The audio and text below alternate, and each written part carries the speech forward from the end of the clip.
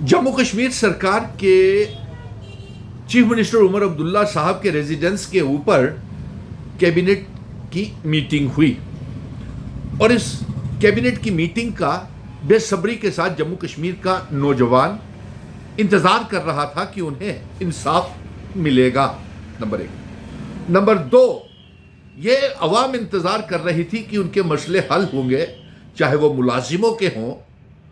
चाहे वो नौजवानों के हों, चाहे वो रोजगार के हों, सरकारी नौकरियों के हों। मीटिंग हो गई, मीटिंग खत्म भी हो गई। जब पत्रकारों से चीफ मिनिस्टर उमर अब्दुल्ला साहब, पत्रकारों ने कैबिनेट मीटिंग में क्या फैसले लिए गए इसकी जानकारी लेना चाहिए, तो कितने बेबस कैबिनेट मिनिस्टर्स और चीफ मिनिस्टर पत्रकारों के जवाब देने हुए कितने लाचार नजर आए, कितने बेबस नजर आए कि वो पत्रकारों को ये बता नहीं पाए कि कैबिनेट में किन किन मुद्दों के ऊपर मिनट्स ऑफ द मीटिंग्स क्या है और कैबिनेट मिनिस्टर्स ने क्या फैसले जम्मू कश्मीर की सरकार ने लिए हैं, इसकी कोई जानकारी नहीं दे पाए। मैं कल भाषण में सुन रहा था, प्रधानमंत्री नरेंद्र मोदी जी पार्लियामेंट में ये पत्रकारों से ये कह रहे थे कि ड्रामा नहीं डिलीवरी चाहिए, और वो किस तरह की डिलीवरी जम्मू कश्मीर में हो रही है। प्रधानमंत्री जी ये जम्मू कश्मीर की सरकार की बेबसी, लाचारी और यहां तक कि ये भी नहीं चीफ मिनिस्टर बताने की ताकत रखते थे कि वो पत्रकारों को और आवाम को बताएं कि उनकी कैबिनेट मीटिंग में क्या क्या फैसले, मिनट्स ऑफ द मीटिंग्स क्या है। और जिस तरीके से चीफ मिनिस्टर उमर अब्दुल्ला ये रोज कहते थे कि ब्यूरोक्रेसी उनकी बात नहीं मानती, आईएएस आईपीएस ऑफिसर उनकी बात नहीं मानती, लेफ्टिनेंट गवर्नर मनोज सिन्हा साहब उनकी बात नहीं सुनते,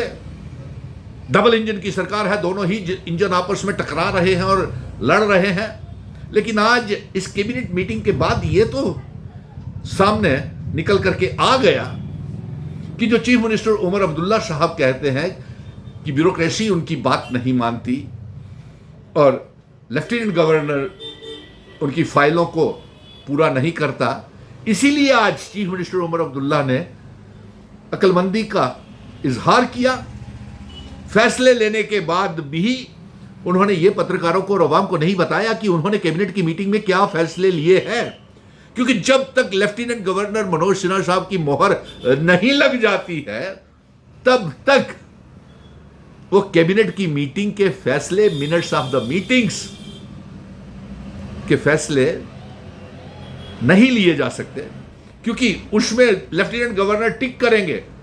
क्या एज रिलैक्सेशन का मसला ओके करें या नहीं करें, टिक, क्या उसके साथ रिजर्वेशन का मसला हल करें या नहीं, एमबीबीएस की सीटों का मसला हल करें या नहीं, एज रिलैक्सेशन के साथ daily Vaser, PHE, PDD, PWD के डेली वेजर, नीड वेज, जो कॉन्ट्रेक्चुअल डिग्री कॉलेजेस में असिस्टेंट प्रोफेसर्स लगे हैं उनको पक्का करें या नहीं, vocational trainers, cluster resources coordinator, seasonal teachers को पक्का करें या नहीं, लैंड ओनर्स को जमीनें दे या नहीं, एज रिलैक्सेशन जो सब इंस्पेक्टर्स की है उसको रिलैक्स करें या नहीं, या नायब तहसीलदार की पोस्टें भरे या नहीं, या इसके साथ साथ उनका ये भी, जब तक वो मोहर एलजी नहीं लगा लेते चीफ मिनिस्टर एक कदम भी आगे नहीं बढ़ा सकते। ये उस तरीके से हो गया कि जब तक प्रिंसिपल स्कूल का इजाजत नहीं देगा तब तक जो स्कूल का हेडमास्टर है वो स्कूल में अपनी नहीं चला पाएगा। ये आज जम्मू कश्मीर की आवाम ने ये सारा चेहरा, तस्वीर जम्मू कश्मीर की सरकार की देख ली। और प्रधानमंत्री जी आपका जो बयान पार्लियामेंट में जो भाषण कर रहे थे, ड्रामा नहीं डिलीवरी चाहिए, यहाँ तो ड्रामा भी हो रहा है और डिलीवरी भी कुछ नहीं हो रहा। ड्रामा भी जम्मू कश्मीर में हो रहा है और डिलीवर भी कुछ नहीं हो रहा। ये मर्डर ऑफ डेमोक्रेसी, जमहूरियत की कत्ल है कि एक चुनी हुई सरकार के वोट आप जाया कर रहे हैं, एक चुनी हुई सरकार के चीफ मिनिस्टर को फैसला नहीं लेने दे रहे, और एक उत्तर प्रदेश से हारा हुआ एक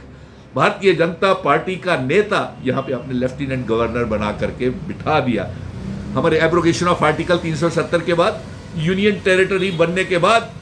जम्मू कश्मीर की सरकार को इतना भी आपने हक नहीं दिया कि वो अवाम के हक में कोई फैसला ले सके। ये लाचारी, बेबसी चीफ मिनिस्टर उमर अब्दुल्ला की आज हमने पत्रकारों को जवाब देते हुए देखी कि वो कितने लाचार थे। अफसोस हुआ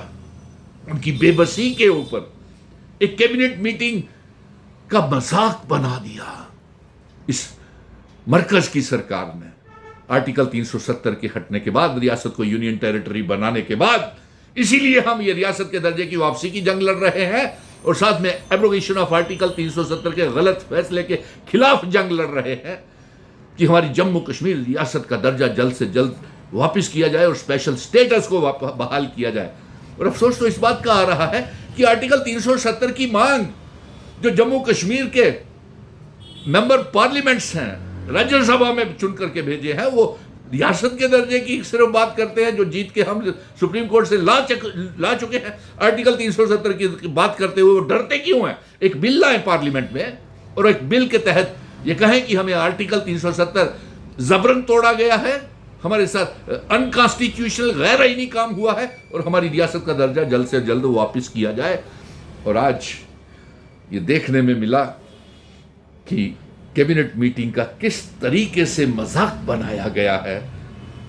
किस तरीके से बेबस है जम्मू कश्मीर की सरकार और चुनी हुई सरकार। यानी कि सरकार नहीं, वो तो अपनी गाड़ियों में घूम रही है। बेबस है तो जम्मू कश्मीर की आवाम है, जिससे धोखा विश्वासघात किया गया। 200 यूनिट बिजली फ्री, 1 लाख रोजगार, 12 गैस के सिलेंडर और ना जाने कितने कितने ख्वाब 5 अगस्त 2019 के बाद दिखाए थे, आर्टिकल 370 के एब्रोगेशन के बाद दिखाए थे। और आज वही हाल, जम्मू कश्मीर में चुनी हुई सरकार बेबस हो गई कि क्या फैसले